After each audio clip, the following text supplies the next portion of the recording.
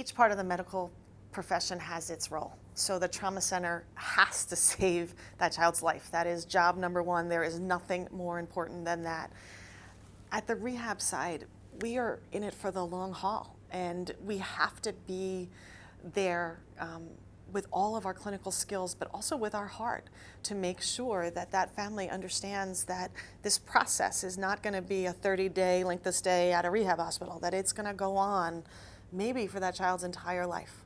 And that through that process, we have to make sure that we've given them the supports, them being the family and the siblings, the words in some cases, but the supports to be able to help that child achieve all that they can achieve.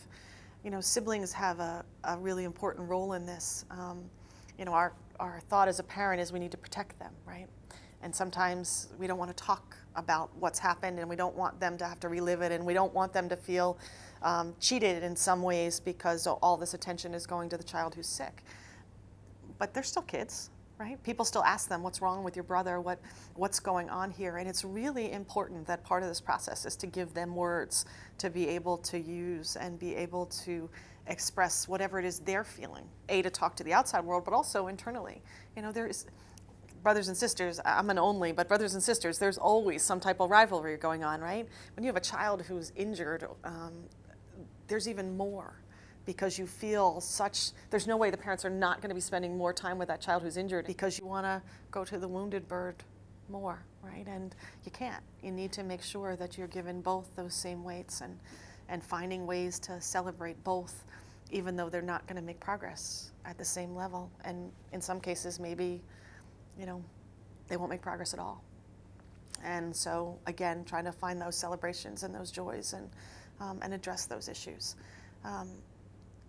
It's interesting to watch, especially over time.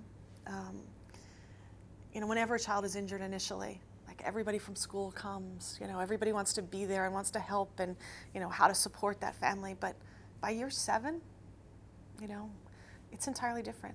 Those kids who, you know, he was in school with then are not in school now. And, you know, that whole, you see other children progress and your child isn't. And it is really important to make sure that the families have the ability to access the treatment they need to be able to cope with all those things.